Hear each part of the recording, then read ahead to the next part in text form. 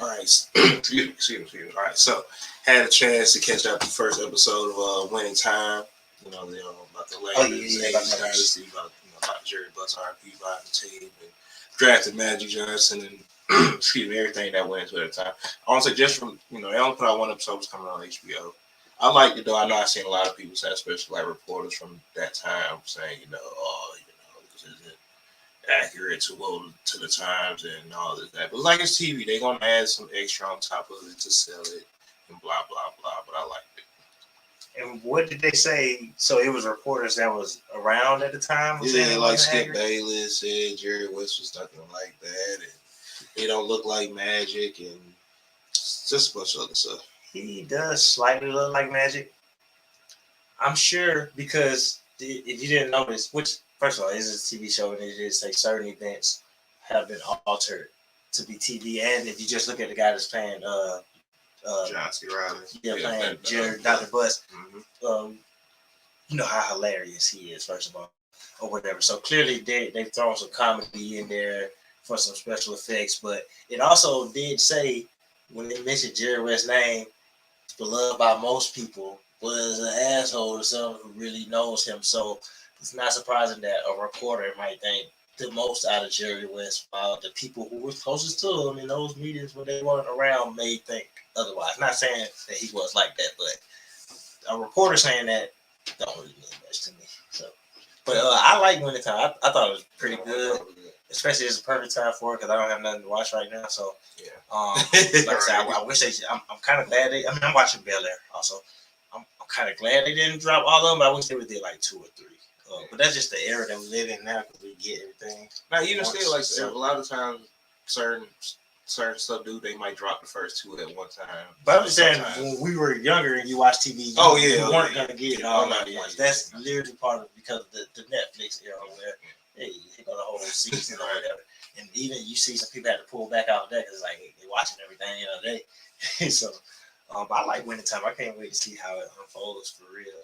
I mean, just to see what they do in there. Like, I like what they did about Jerry West because if you look deeper into it, and we can end it after this, but if you look deeper into why Jerry West was what he was on the show, is because to him he was Magic. I was a star and a great player, and I lost 6 straight times to trying to win a championship. So I understood his mindset, even if it came off wrong. You know what I mean? So shout out to Winning Time. That show's good now. Right. All that being said, I'm John W. Appreciate it. This is the Hoopers Afternoon Session. I like the little game that him and Magic playing real quick. And I can see it being like that for real. Not that it happened. It's a TV show. I can see this point guard is trying to send, don't want you to draft a point guard. And if you played a professional player for the first time one-on-one, no matter who you are, you're probably going to lose. Like, you fresh out of college, you playing a pro that's actually like starting and stuff, you're probably going to lose, especially just in that type of candidate situation. Right. I don't know why you're trying to hoop in a suit loafers. Hey, man, my man North said, let me take this fox off. I got the fox on, man. That's how you do it. But Winning Time is dope, though. Check it out if you haven't seen it. For sure. But stop being haters. Everybody hating on everything nowadays. God, we ain't got to get to that. Back then, yeah, so it was a big night in basketball. It was a lot of big games. Not even big games, but players having big games, I'd say. Of course, Kyrie had a 50-piece on less than 20 shots, missed 4 shots. Him and Michael Jordan, only 2 guards ever with 50-point games on 75% shooting. Kyrie, multiple, no disrespect. Kyrie is the 3rd player in NBA history with 50 points on 19 on 20 or less shots. Jordan, Adrian Dantley, and Willie Burton, I think is his name. That's what's up. And he's the first person to play under 40 minutes. Dang. And I saw that he's the first Nets player with multiple 50-point games. Nobody else had more than one. Right. Darius Garland also last night in a late fourth quarter win had 41-13 with 4 threes made. Ja Morant 24, 8 rebounds, 8 assists, 2 steals. Giannis had 39. DeAndre Ayton had 21-19. Jordan Poole had 20 points for kind of a struggling Warriors team to help them pick up a big win. When you see players like have big nights, the closer you get to the end of the season, a lot of these teams that I'm naming, a lot of these players are playing on playoff teams. It's just players just getting more focused now because regular season's dwindling down. It's time to get in the playoff mode, or is this just another night in the association of your team? mean, honestly, if you look like come to this weekend, there's been a lot of big games recently. Joker had some big games over the weekend, and B put up a 43 and 13 3 block 2 steal game. So there's been a lot of buckets given out, period. But overall, it's been some good wins. I like what Darius Garland did the most. We've been talking about Cleveland all year, but I like that, because Cleveland, they just got the Jared Allen injury. They've lost a few games since the All-Star break. So you could, everybody been waiting on them to fall off, and this is the perfect opportunity to do it. So no better than a time to have your All-Star player, step up and have that game and win that game for them or whatever. So some people trying to keep that rhythm going, but, Cleveland had lost a few games. So it was good to see Darius Garland, step up like that for them and be like, we're going to win this game. Right, and he's done that a lot for them. In Cleveland, I think this is the healthiest they've been since the beginning of the season. They've had Laurie Marketing back for a while now since All-Star break. They just lost Jared Allen. Just lost Jared Allen. They waiting on Kevin Burke to come back. But they have a lot of their main pieces outside Colin Sexton, who I still can't wait to next year because I just want to see how bigger staff fits everybody into the rotation and into their roles, especially with so many players emerging now. And I just think that can be a fun mix of players, and I just think his his scoring off the dribble can help this team a lot when they get in some of those tough situations. That's if they don't move them though. I wouldn't be surprised if they looked at some trades depending on what they did, depending on what they do in the playoffs. But I would bring them back. That's what we've been saying. See what they look like together because he had another wrinkle to the team. Right, especially having two lead guards like that, they can run two different units for you at any given time when you need to rest one. Yeah, but it's just where you get the struggle because Garland now is clearly their point guard of the future. Colin Sexton has handled the ball. So he's going to have to learn to play off the ball a little more, which he could do. Colin's a really talented player, for sure. But over Kyrie's fifth game, came on the win against Charlotte. A win the Nets kind of needed, especially now we're just getting close to the end of the season. They're right there playing territory. And I think we all can say if the Nets can have most of their team there with them for the end of the year, especially if KD can stay healthy, they're probably going to find, even if they're in the play, they're still going to find their way in the playoffs. Do you think this is a good win, where the Nets probably should try to start picking up some momentum for the end of the season? I mean, it was definitely a needed win, and this is the second game KD and Kyrie played together since he's been back. They were tied with Charlotte for eighth, both playing positions or whatever, but they definitely had to start getting back in the winners column. They should have won the 2 games they had in KD's first 2 games back. They had leads in both of those games. And they gave them up. Jason Tatum went off for 50 in his game, of course, and then Miami. They put out a good team win, which they've done all year pretty much.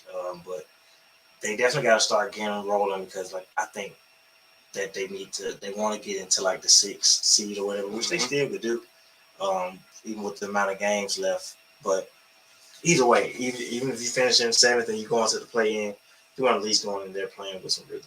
No, for sure. And it's a good setup for the Philly game on Thursday. No, right, which should be a big game and a game that either Philly can win that game, and they keep showing how dominant they are in the East, or Brooklyn can show that even with still some missing pieces, they can compete with the best teams in the East.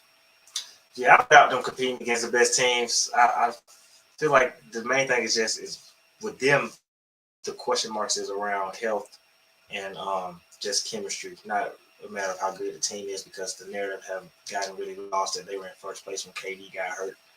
So you want to make sure that he can stay healthy. But if just in a matchup, they could be in the league, really. Sure. The Chicago Bulls, who's been at basically at the top of the East, on the top half side of the East all year, they don't have any wins against the top 6 teams in the league. I don't like that stat. You know why? Why is that? Because that just has changed throughout the year as the standards have went up and down. Because earlier in the year, not even earlier in the year, just in January, when different teams was in top 3, they were beating certain teams that were in there. So the standards are slightly different right now. Memphis is in second now. They weren't in second when they played the first time, and they beat the Nets when they were in the top 3 and stuff like that. So I get why people are on it because it looks funny, but I don't buy too much into it, honestly. That's all I was going to ask you about it. Whether, do you think that affects them come playoff time? Because at the end of the day, what also goes into that, they've been without Lonzo and Caruso for a long time. Caruso should be back this week, by the end of this week, I think. But they've been without 2, and those are, quite honestly, the 2 of the best perimeter defensive players. Yeah. But Lonzo, your starting point guard. So that as well, right? But does that hold any way to you going to the playoffs that you don't think that there might be a chance they can't compete with some of the better teams, especially just in the Eastern Conference? Yeah, I'm not worried about them competing. Not saying that they're going to just run through the East or whatever, but the only thing that'll keep them from competing is health. If Caruso misses more time, more so Lonzo in particular. For me, I love what Caruso brings. They especially with him off the bench, but I think Lonzo is more important because he's your starting point guard, and now you're expecting way more out of Kobe and Ayo. Is that how you pronounce his name? Yeah, Ayo, right? You're expecting way more out of them than you really want to, honestly. You bring Lonzo back and they can all slide back. But if you add Caruso to that also, just to get him some credit, then you got those three other guards coming off the bench. But Lonzo's the most important. I think Vooch missed the other night because Tristan Thompson started. Yeah. So you're going to need him in the playoffs also.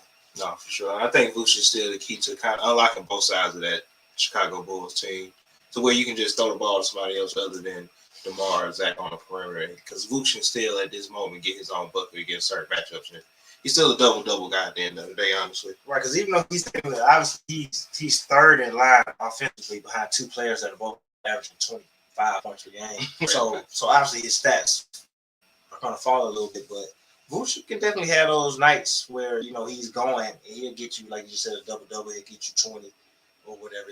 He's offensively talented, and even though Orlando didn't make noise, I respect players that lead their teams in the playoffs. He had Orlando in the playoffs. I don't think that gets kind of spoken of enough, that he was the all-star and the best player on that. He's not that player right now. He's took a step back, honestly, but it's players that literally can't even lead their team to compete for the playoffs, East or West, and he had them in the playoffs.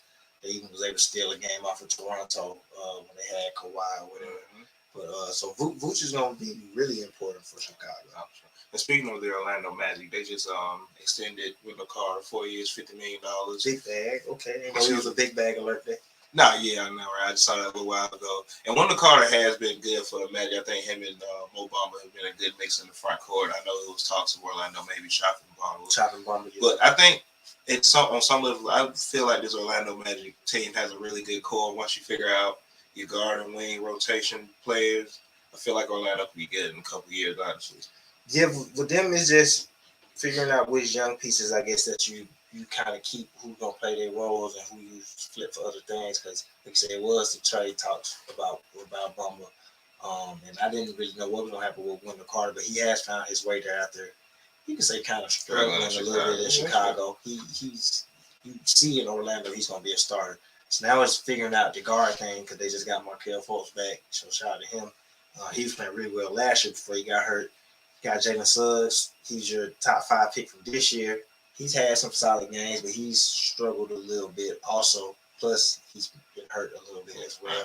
And then, Cole Anthony has, he's played really well when he's been available for them also, too. He missed a little bit of time, too, but he's mainly been out there. But once you figure all of that out, Orlando, they got a future there. It's a future within all of that. No, sure. Speaking of teams who had a future and still have a future, Minnesota Timberwolves are 11-4 in their last 15 games.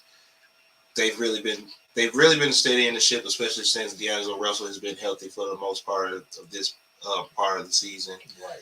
I said I think Minnesota can cause some trouble in the playoffs. You said they're not going to be, they're not a team that's going to get swept. Do you think Minnesota can knock somebody out of the playoffs in the first round, like maybe shock somebody if they get the right matchup? Because I feel like Karl-Anthony Towns on most nights is the ultimate mismatch in the front court because there's not too many big men who can guard him on the wing or in the post. Right.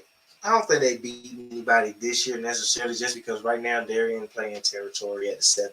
They're really not that far behind Denver for 6, like 2 games or whatever. But depending on where they land in the play-in, that's looking at Memphis or Phoenix. If they get Phoenix, then Phoenix will probably 4-1 them, honestly, because they got Ayton to go back against that, and Chris Paul will be there. But if they play Memphis in the first, I don't think they'll beat them, but I think they can still 2 games off of Memphis, probably even take it to 7. Memphis has to kind of, even I respect them what they've done this year, they got to show me that they can win in the playoffs this year. And Minnesota had, like I said, they got 2 All-Stars and a borderline All-Star or whatever. So it's not going to be too many teams that are low. Well, I guess this year all the teams in the play ain't got that since the Nets are down there and the Lakers too. but they have a dangerous team, and they have players that they really have 3 players that will give you 50. So when you got that, you can win some games. Because Ant will give you 50, Cat will give you 50, and D'Angelo Russell will give you 50. D'Lo don't give you 50, he'll give you 20 in the fourth quarter. So like 5-30, right? Yeah. So when he's a player too. Like when he's on, watching him when he's going, his shots is going. He's a fun player to watch because when he's going, you can't speed him up. All his shots hit nothing but net.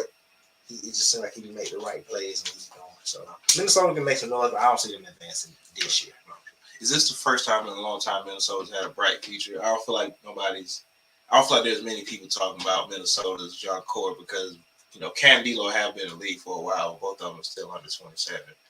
But nobody's talking about their young core like they're talking about Memphis or Atlanta or even Charlotte on some level or teams like that. I think this is the first time you can say that, and it's not just based off of potential because you actually see them winning. Yeah. Because, honestly, they technically drafted 3 players that was in the All-Star game this year. So they were all on the team at once, but they weren't winning. It was just what could they possibly do.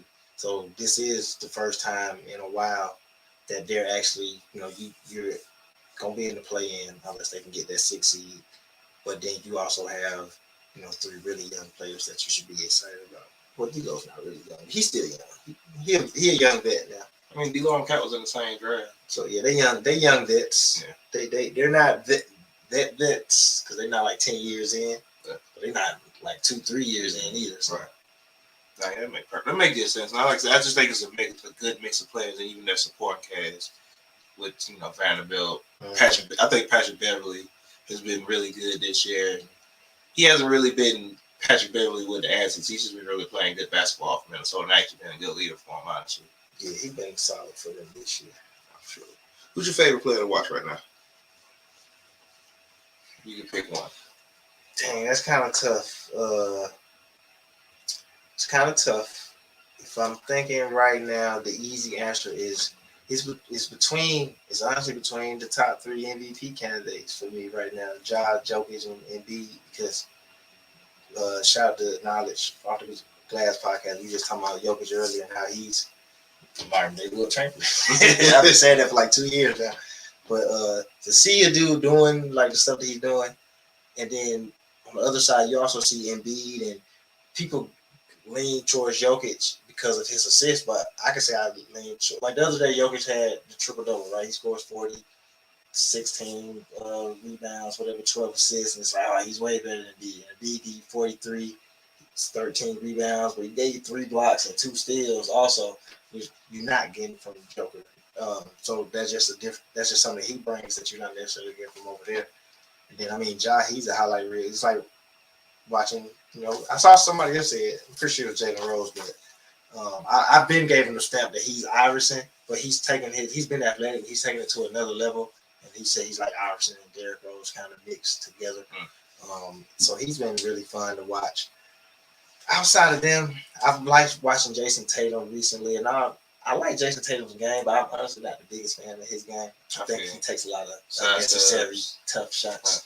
But just as far as him being a hooper, I think he's really good. But it's been good watching him recently because I feel like he's taking another step. I even saw on NBA Twitter, I believe it was, somebody actually he'd be getting some MVP consideration, especially with how Boston has turned it around or whatever. So Jason Tatum, Ja, Jokic, Embiid. I'm seeking I throw one more person in there. I'm gonna leave it at that for right now. Yeah. That's good. Listen, I think with a lot of I don't think people realize how many, not necessarily potentially great young players we have, but just already great young players to where I don't think when some of these vets start to retire, we gonna miss a beat. Especially at the guard position. I was just thinking about that last night, especially after Darius Garland had another amazing night last night, first place since 2010. Saying LeBron James and Cleveland have a 40-10 game. But the NBA is going, I feel like there's a lot of good young guards in the league right now. Like, from the all NBA level, like the Jazz, the Trae Youngs, and the Luka, if you consider him a lead guard, point guard, to just all stars like Darius Garland, DeJounte Murray, LaMelo Ball, Anthony Edwards, D'Angelo Russell, to even players that might just be role players for most of their careers, Jalen Brunson, and players of that ilk. And all of them have different play style, which always helps in the NBA when you're trying to craft your lane and succeed in this league.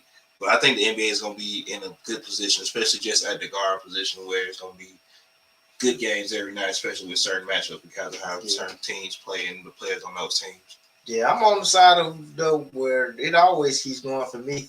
You always think, what is the league going to be after these players are gone? But now to have actively lived through an era of players that we watched playing, and then we just kind of moved on from, not necessarily moved on, but just see the next people come in. It just keeps getting, it's just going to keep getting better and better. So it's definitely a lot of guards coming up right now, but I think we got a lot more big men that are coming too, and then you got a few that's coming into the league next year. I know it's a couple of 4s and 5s that people like in this draft class. So the league just gonna keep getting better. Oh, sure. Have you heard the Bradley Beal rumor? Yeah, they're talking about Brad going to Philly. I was actually talking to our homie Justin. Shout out to Justin. We was talking about that yesterday. I asked him had he seen it. Justin's a James Harden fan, so he just goes where James Harden goes. So, he's a James Harden fan. That's not even shot at him. So he's interested in the Philly. But my thing is, I wish more people would just be like that and say I'm just a fan of this player, so I'm gonna cheer for a team, instead of like it's something more than that. But that's besides the point. How would you feel that mix work between James? If they bring James Harden back, you bring in Bradley Beal, you probably have to give up Thibault and Maxey at that point and sign a trade. From what I saw, to make it work, what they would do is he would opt in his deal because he has 1 year left on his deal. He would opt in his deal, and they would do a sign and trade for Tobias. My only issue with it is we're seeing what Maxey's doing now. This is what me and Justin talked about too. You see what Maxey's doing now. He doesn't hurt James Harden. James Harden's a point guard. As he's getting older, he's clearly shown that he's okay with taking 5 to 10 shots and leading the league in assists. He's okay with doing that. But Brad kind of hurts the development of Maxey because Maxey's going to have to come out of the bench. Right. And you're not starting Maxey, Bradley Beal, and James Harden. It's not going to happen. Right. So that's why I automatically went for a trade because I'm watching. I want a young guard like Maxey back. Right. So that and I don't think they're going to trade Maxey. I think they think pretty highly of him. So that's kind of my only issue, my main issue with that. I don't doubt that Brad and James Harden could work because Brad worked with Russell Westbrook. He's just as ball dominant as James is, and James is probably a better passer than Westbrook. But I don't think it works with Maxey. But what we did talk about is my decision on if I would pursue it, if it's even out there, because it's just a rumor. Right. But and Brad, I also saw him. Somebody asked him a couple weeks ago, is it fair to say that he's gonna take the extension that's on the table? And he said that that's fair to say. He said it. So, you can't rule out that he would take the extension. He could take the extension and ask for a trade, but that's neither here or there. It's just rumors. But depending on how Maxey plays in the playoffs will be how I would choose to pursue it. Not that he can't have a better summer and get better, but Philly's trying to win a championship. And that's what matters to them right now. Not that winning the championship means player development goes out the window, but it does come second when you're trying to win a championship. You're going to develop these players, but if you're not actively contributing to us winning a championship, that's going to get kind of put on the back burner. So if Maxey is really, not even necessarily plays bad, but if he's up and down and you feeling like you can't rely on him to at least consistently give you, because he's just going 30 right now. I don't expect this man to be averaging 25. I don't expect that to keep up, but it's fair to think he's going to average 15 to 18 points. If he's not even in that world, then I would probably pursue it. If he's like 10 points per game in the playoffs, I'll probably do it. No, that's fair because, like, say, try to win a championship in the only way. And James is older, and B's health history, they're not that you're not worried about development because you're developing Thibault, Maxey, but you got to develop while we're winning. So you need to be learning as you play. It's a good thing that's what's happening right now because, like, say, playoff time comes, you're still going to Tyrese Maxey is going to be counted on to create offense for himself and others in the playoffs, regardless of who's on the court. Second year. Right? So he was on the playoff team last year. So they're going to be expecting that. Like I said, I don't know if he's averaging 30 reasons. I don't know if he's going to average 30. I lean closer with you with the 15, 18. I think 15, 18, I even give him 20 because he's shown he's he's a highly efficient shooter behind the 3-point line. So I think that always and makes just up how for you some play in points. transition too. Right. Like So he gonna get 3 layups a game. Right now, and then when you're on the weak side with Embiid and Harden, it's gonna be lanes to attack at all points. So I think he can definitely provide them with some extra points in the playoff. Like I said, his performance will determine if he stays a part of this big three or not after the offseason, honestly. Right, or because if it is an opportunity to do it, and Daryl Morey has clearly shown over his career that he leads more to the analytics. So if he pursues it, it got really for him got nothing to do with. Not nothing to do with, but it ain't about Brad being a superstar unless for this super big three. Because, like I said, if Maxey is doing, if he's 16 to 20 a game on good field goal percentage, and they're comfortable with that, I don't think they would do it. No, that's fair. But I think it could work. Bradley Beal, James Harden, and Embiid, or yeah, Bradley Beal, James Harden, and Embiid works if you're not worried about what happens with Maxey. I think it works because Brad is a true shooting guard. Embiid's the best player. So long as that's established, he's number one. You don't care about none of it. You having a good night, we're going through you, obviously. Sure. But the big man that's about to win MVP this year is number one. But Brad and James, they won't have a problem playing together. No, that's fair. I've seen a lot of talks on NBA Twitter lately, and it's just mainly these two teams because, of course, these were kind of the talks of the town last year. One with how their regular season went, the other one with the run of the playoffs they made, and that's the Hawks and the Knicks. Who I feel like who were never rivals are now forever connected with each other, no matter what happens. Yeah. On one hand, you got Knicks Twitter, who, apparently some of Knicks fans want them to tank and just be bad, and hopefully they get a high lottery pick. And you got others who want them to keep winning and keep developing. And then with the Hawks, I seen, maybe we brought too many players back or didn't make enough changes in the offseason. Like I said, these teams aren't rivals, but they'll forever be connected to each other for the next 5 to 6 years, honestly. Yeah, at least for the next couple of years, for sure. Just speaking on the Hawks first, do you think they brought back too many of the players from last year, or they should have maybe traded some players in the offseason or made some moves? No, I think the Hawks came in this year thinking that they were going to be there every year, and they're not going to say it now. It always takes a couple of years, and I appreciate when people like I was listening to Jason Tatum on I can't remember who podcast he was on. I don't know if it was JJ Reddick podcast or if it was on the Knuckleheads podcast, but he was talking about how he went to the conference finals his first 2 years, 3 years in the league, and he thought it was always going to be like that. And then you lose a few times, and you're like, all right, we could really not ever get back. So you on a high, you beat the first seed last year. In your mind, we talking about the Hawks. In your mind, if Trey doesn't get hurt, maybe we could beat the Bucks because they still their first game, right, or whatever. I said in October, they gotta let last season go. And you had the early talks of the regular season is boring, getting up for that and stuff like that. You can't wait to get to the games that matter. And I just think that's what played the Hawks. And then you had the injuries. The Hawks have the biggest roster in NBA history this year because of all the people they missed in COVID. Mm-hmm. So that played a part in it as well. And then, but to your point, it was slightly too many people that they were trying to, I guess, satisfy also because you were trying to develop players, plus you're missing players, plus people want to do a little more. And that's where the kind of the bad side of having the starting line up on your bench. Yeah, you start line up on your bench comes because you got bench players that really think they should be your starter, or not even necessarily that. You're just trying to appease too many people because you want to make sure everybody's eating. That plays a part in it too, knowing I got all these talented players, so I don't want you to feel out of it. So maybe I'm gonna, overly do it to make you feel involved or whatever. Sure. So they kind of had addition by subtraction by trading Cam, who was the one that, no disrespect, but he wasn't around when they started winning. He was hurt. He didn't come back into the playoffs. So they went on their streak at the end of the year and had the best record after All-Star break, second best record in the East. He wasn't really a part of it. And that's who was trying to get work back into it. Because if you notice, they traded him for a player that doesn't play. You trade a player that's averaging 23 minutes a game for a player that doesn't play. Whether you think he can be there in the future, but he doesn't play now. He didn't play where he came, and he doesn't play now. That means you were literally trying to lose some minutes. You know what I mean? So that was just kind of an issue there. And then on the Knicks side, or do you want to get to the Knicks yet? Go ahead. On the Knicks side, they came into with the high of last year and making the playoffs for the first time and being having a home court, but they also added a lot of pieces too. It kind of went away from their identity of last year as well.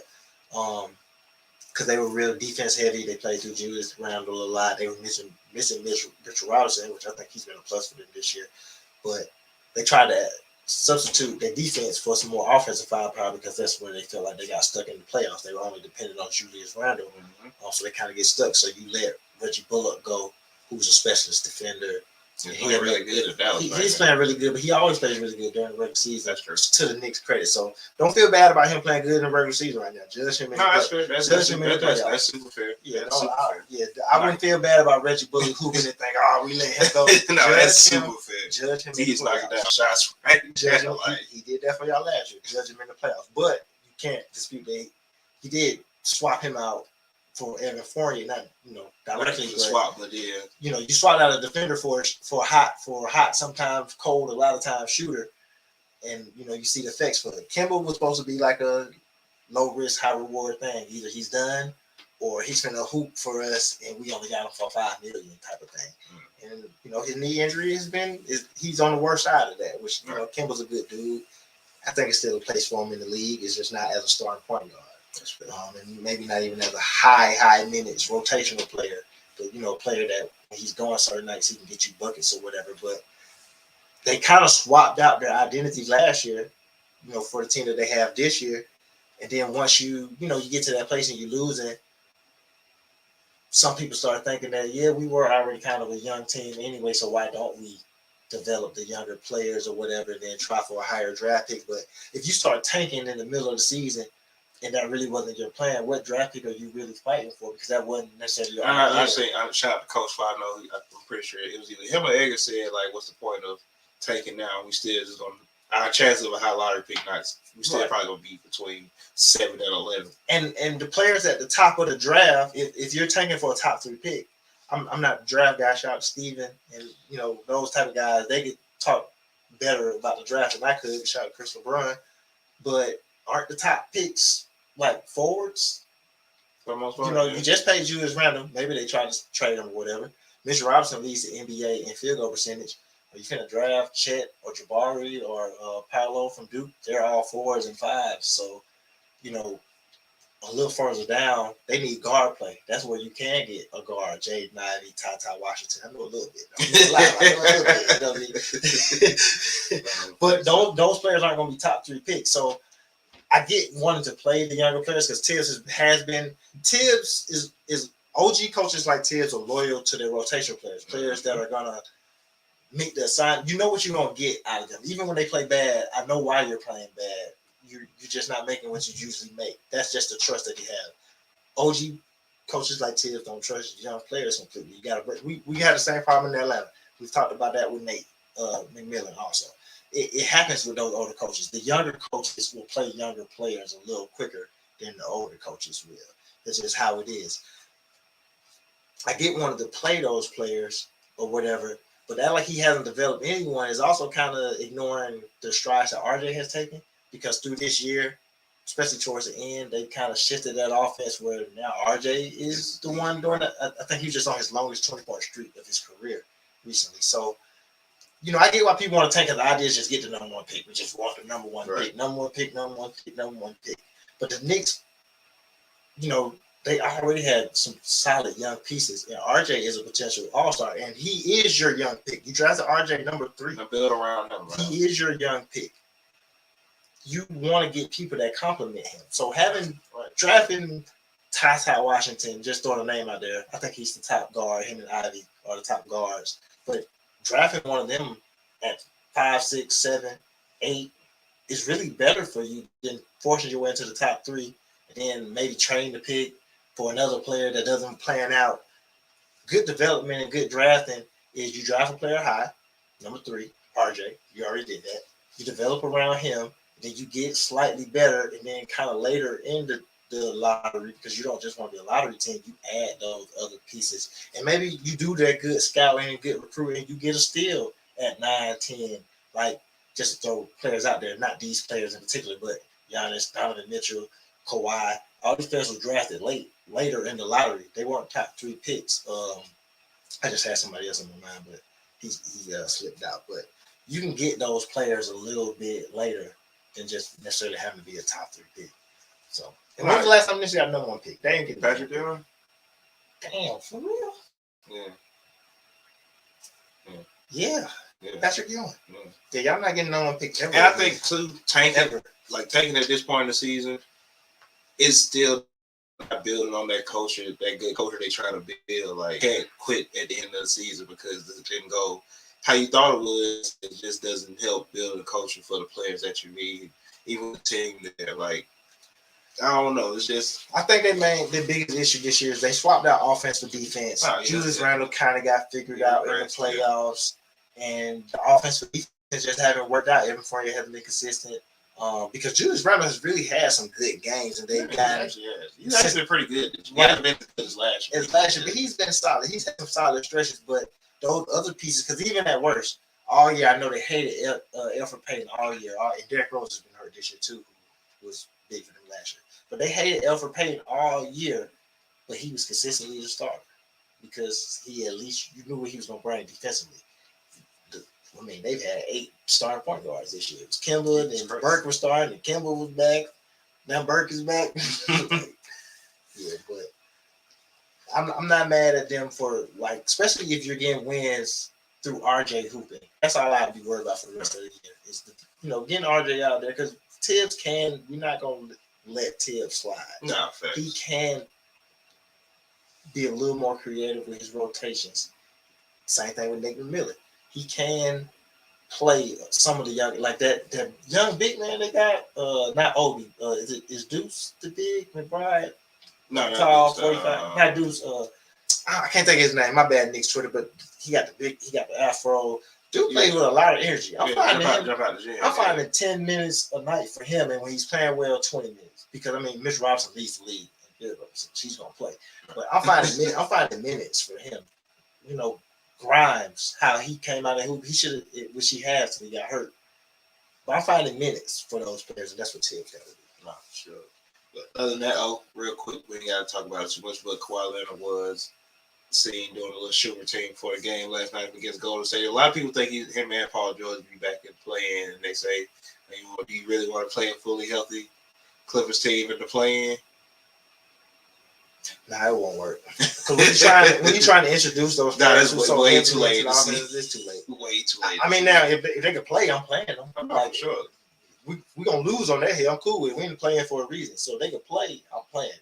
Yeah. But I wouldn't expect, especially Kawhi in particular. Maybe Paul George, I probably would expect a little more out of him just because he's played this year, and Paul George was the MVP candidate for the people that like MVPs in December. He was playing really well before he got hurt. He was hooping. He was on the All NBA track. So Paul, I would hope maybe he could catch his rhythm a little quicker. But Kawhi, I wouldn't expect. Kawhi would be tough, but if you know nothing else, Kawhi gonna lock your ass down. So. Right. But other than that, you got anything else? Can't steal them shots from Luke Kennard. Reggie Jackson. Hold on. All right, I got it. Nah, but other than that, this is always appreciate all the viewers, appreciate the listeners of the podcast and the radio show. Shout out to Nothing But Net radio channel. We're on there every Monday at 3:00.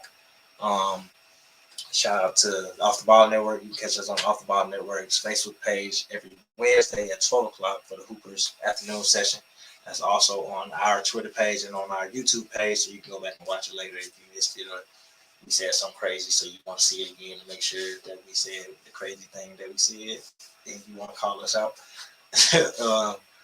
You can find us anywhere podcasts are available. Just search the podcast, just search the Hoopers Pod on your favorite podcast site: Apple, Google, Spotify, iHeartRadio. Back up, that is. Is Spotify back up? No, downloaded that yesterday. Was it? Yeah. See, I don't even watch on Spotify, so yeah, I watch on Apple. I listen on Apple Podcasts or whatever. But either way, then go listen to it on YouTube. Just search the Hoopers Pod on YouTube. Get some more subscribers on there. Like, comment, share, all that fun stuff. I actually got some hooping stuff coming soon, so y'all can see why they call us the Hoopers for sure. That's all right. I'm John Doug. For sure. This was the Hoopers afternoon session. Catch y'all next week.